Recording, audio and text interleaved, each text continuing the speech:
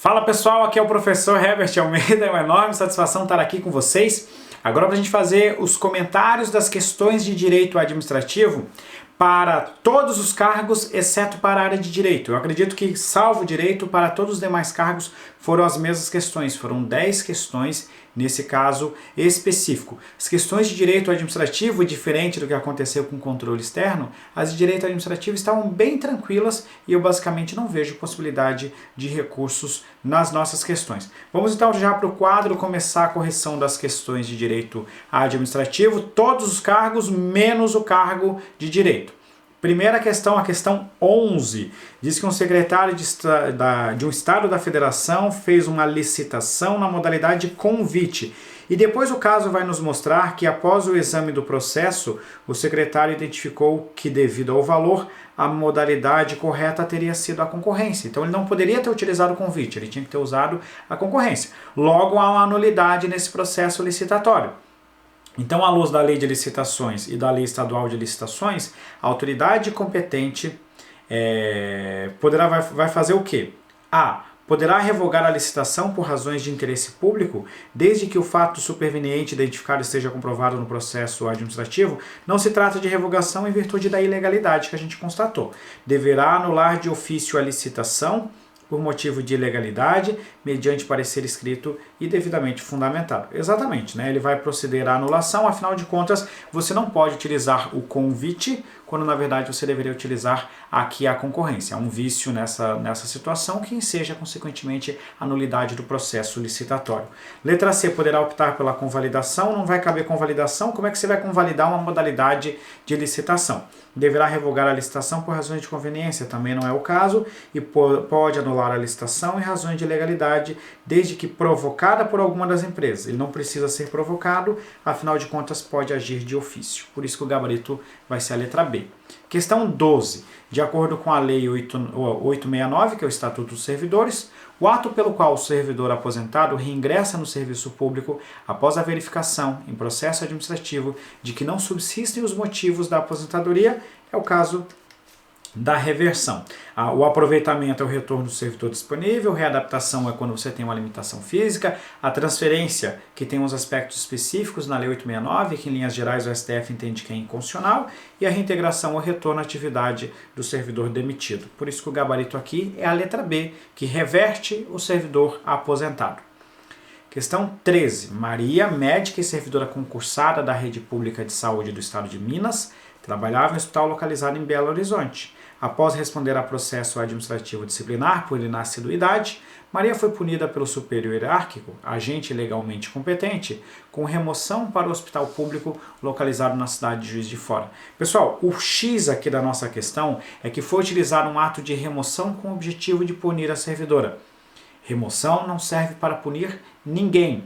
Para você punir alguém, você tem as penalidades previstas lá no Estatuto. A remoção ela é adotada em várias situações, como por exemplo para readequar a força de trabalho em cada unidade de trabalho. Então houve um desvio de finalidade quanto ao ato de remoção, que também é chamado de desvio de poder. Então nessa situação, a autoridade diz a letra A que agiu com abuso de poder na modalidade de excesso de poder. Não, nem tem informações para dizer se houve excesso de poder.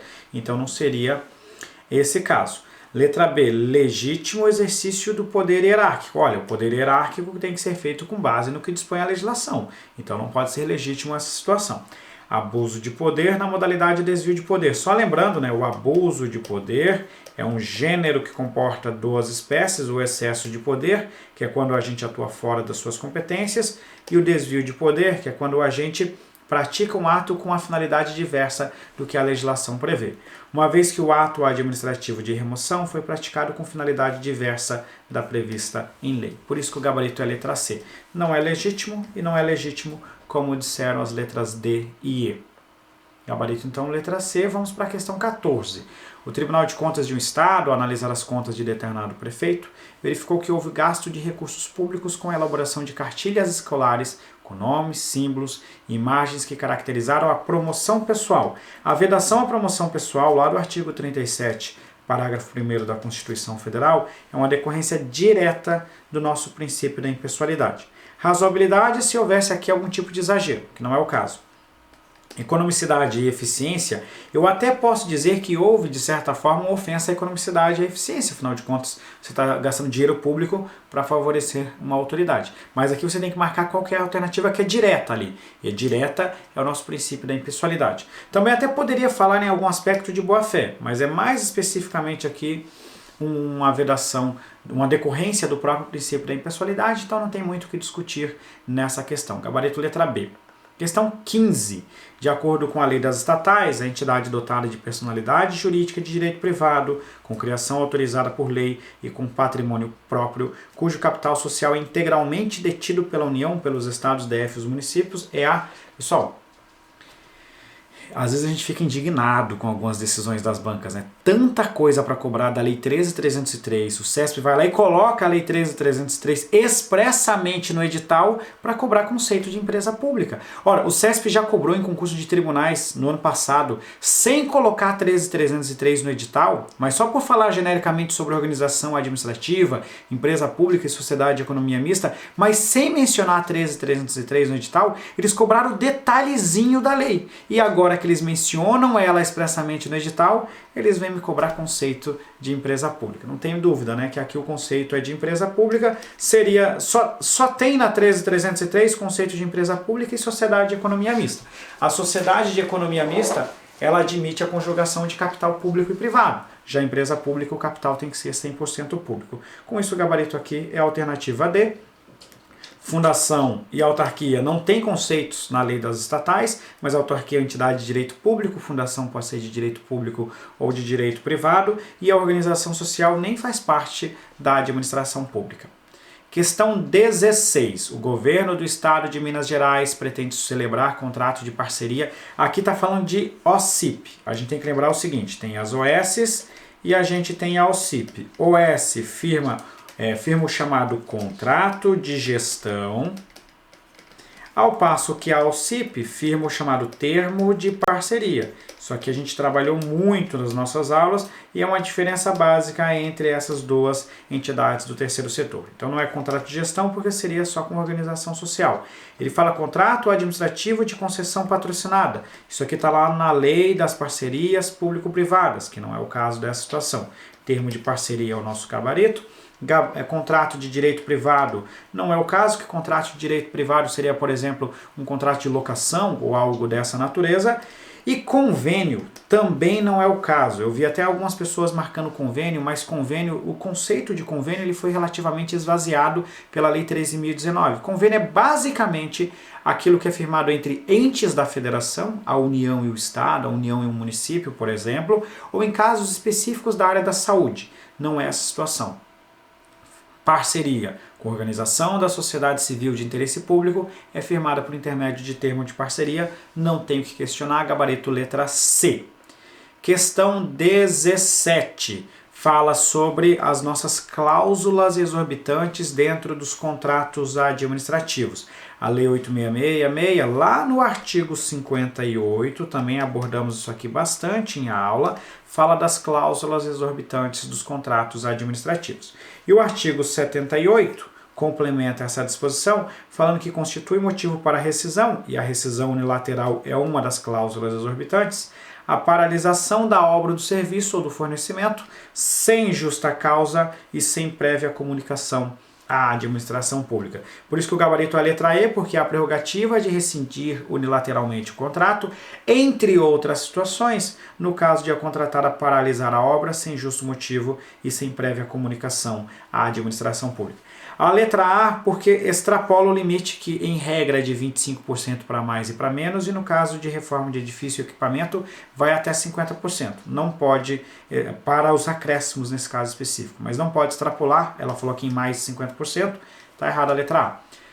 B, aplicar a sanção de suspensão permanente. Não, a suspensão é temporária, existem previsões específicas de penalidades lá na lei de licitações, mas a suspensão é temporária.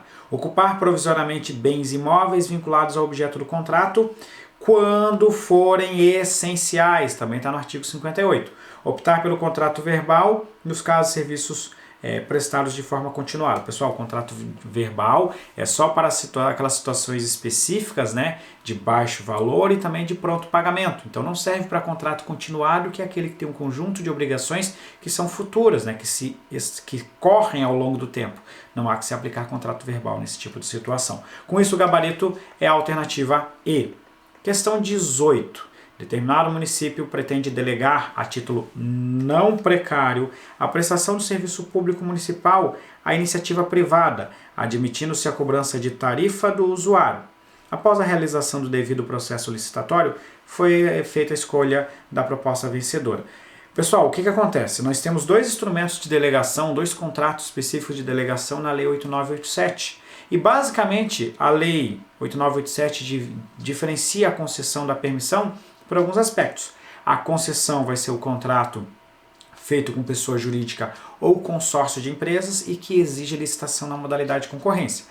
A permissão, ele fala que é a delegação a título precário feito a pessoa física ou pessoa jurídica e exige licitação, mas não define qual que é a modalidade. A doutrina critica muito esse a título precário da definição de permissão como instrumento de delegação de serviço público, como um contrato administrativo. No entanto, é o que está dizendo na lei. Aí aqui a questão me perguntou o que não seria a título precário. Olha, se a permissão é a título precário, a concessão é que seria o único instrumento que caberia nessa situação. Por isso que é um contrato de concessão de serviço público. A autorização não é contrato e a autorização é feita a título precário. A permissão é a título precário por expressa previsão legal. Não se trata de falar de contrato administrativo de empreitada integral, porque nós estamos falando, na verdade, de contrato de serviço público, e não se trata especificamente de contrato de concessão administrativa. Até a gente poderia falar, se houvesse alguma informação, na verdade não caberia a concessão administrativa, porque a concessão administrativa quem paga é a administração pública, porque ela que é usuário direto ou indireto daquele serviço. Se fosse concessão patrocinada, até haveria a parte da tarifa, mais a contraprestação em dinheiro. Então também não cabe concessão patrocinada nessa situação, por isso que o gabarito tem que ser a alternativa C. 19. De acordo com a lei de improbidade, agente público que pratique dolosamente ato de improbidade administrativa está sujeito, entre outras, às penalidades de... Aí fala aqui de reclusão, você já elimina, porque não tem penas privativas de liberdade, não tem penas, sanções penais na lei de improbidade. Suspensão dos direitos políticos e proibição de contratar com o poder público, no caso de concessão indevida de benefício tributário. Na concessão indevida de benefício tributário não tem previsão de proibição de contratar com o poder público, então por isso que está errado. Ressarcimento integral do dano e perda da função pública no caso de ordenação de despesas não autorizadas por lei. Isso aqui está no artigo 10, logo é ato de improbidade que causa lesão ao erário. E uma das consequências do ato de improbidade que causa lesão ao erário é o integral ressarcimento do dano e, entre outras tantas sanções, também a perda da função pública. Por isso que a letra C está devidamente correta. Perda dos bens acrescidos ilicitamente ao patrimônio e proibição de receber benefícios fiscais no caso de ato que frustra a licitude de concurso público. Ato que frustra a licitude de concurso público é ato que atenta contra os princípios da administração. Então não há que se falar em perda dos bens acrescidos ilicitamente ao patrimônio público. Detenção já começa errado porque não tem esse tipo de sanção na lei de improbidade e com isso o gabarito tem que ser a alternativa C. E para fechar a questão 20, compete aos tribunais de contas estaduais. Já vamos direto para a letra correta. Julgar as contas dos administradores e demais responsáveis por dinheiros, bens ou valores públicos da entidade da administração indireta estadual. Cabe tanto a administração direta como indireta, né? A questão aqui só nos trouxe um exemplo de competência e não todas as competências de julgamento. De qualquer forma, o gabarito é a alternativa E. A letra A, suspender de forma cautelar e unilateral a execução de contrato administrativo celebrado irregularmente por autarquia estadual. Isso aqui pode dar um certo probleminha, porque ele fala assim, de suspender de forma cautelar e unilateral a execução de contrato administrativo celebrado irregularmente por autarquia estadual. Se eu colocar isso aqui dentro do poder geral de cautela, eu posso aplicar sim esse tipo de situação. Então, para mim, a letra A vai ser considerada como errada, mas cabe gabarito nessa questão 20, porque a competência para suspender a execução de contrato, ela compete sim aos tribunais de contas. Ele não tem competência para sustar diretamente a execução do contrato, mas sustar não se confunde com suspender de forma cautelar e unilateral. Não se confunde com a suspensão cautelar da execução desse contrato aqui. O Tribunal de Contas tem sim competência para fazer esse tipo de situação. Então a letra A, ela cabe recurso, porque na verdade não é que ele vai suspender. Então talvez por isso que talvez a questão a gente vai comentando e vai analisando e já vai pensando em outros aspectos que o CESP pode ter considerado. Porque na prática ele determina que a autoridade suspenda. Então talvez por isso que daí ele colocou de forma cautelar e unilateral que a letra A vai ser dada como errada. Ainda assim, dá pra gente tentar alguma coisinha aqui de recurso nessa questão, tá beleza? Então a letra A tá errada, mas dá pra gente tentar falar alguma coisinha aqui. Avançando mais um pouquinho, letra B. Exercer o controle interno do Poder Executivo Estadual quanto à eficácia e à eficiência na gestão orçamentária, financeira e patrimonial. Não é controle interno, mas controle externo. Apreciar para fim de registro a legalidade dos atos de admissão de pessoal, incluídas os de cargo em comissão. Não aprecia o registro de ato em comissão. E fiscalizar os recursos federais repassados pela União, às pessoas jurídicas de direito privado, sem fins lucrativos, localizados no território estadual. Se o recurso é da União, quem compete fiscalizar é o Tribunal de Contas da União e não os Tribunais de Contas do Estado. Então, só retificando, né, e corrigindo exatamente aqui a nossa análise, o gabarito é a alternativa E, tá? A letra A, a gente até pode dar uma analisadazinha ali, mas na verdade o tribunal determina que a autoridade suspenda a execução, então por isso que não cabe a letra A, mas dá para você tentar empurrar um recursozinho ali em que pese as chances sejam mínimas. Com isso o gabarito da questão é a alternativa E, portanto, e com isso a gente fecha. Ah não, tem mais uma questãozinha. Essa questão aqui caiu especificamente para o cargo de administração, tá? Lá no cargo de administração, qual que é a situação aqui? Ele diz o seguinte: conforme o dispositivo da Lei 12.527, a Lei de Acesso à Informação, o prazo máximo de restrição, isso aqui é tranquilo, né? Os prazos 25, 15 e 5 anos, o prazo máximo aqui vai ser de 25 anos no caso de informação ultra secreta, e por isso que o gabarito é a alternativa A. E com isso, basicamente, nós terminamos a análise de todas as questões de direito administrativo, de todos os cargos, exceto o direito. Logo mais eu vou fazer comentário também da prova de direito. Galera, um grande abraço e até a próxima.